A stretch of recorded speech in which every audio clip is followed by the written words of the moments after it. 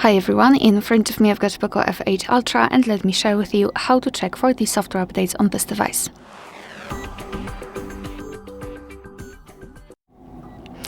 So first of all, make sure that you've got the internet connection because it is required, and simply for checking you can use Wi-Fi or mobile data. However, if you will decide that you want to download the update, I highly recommend switching to the Wi-Fi to avoid some charges because the file packages connected with the update are quite large.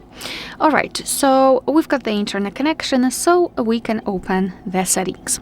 Then let's go to About Phone at the top and tap on the Xiaomi HyperOS.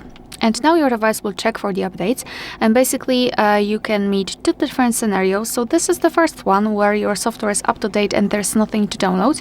You can see that there is no option to download anything, etc.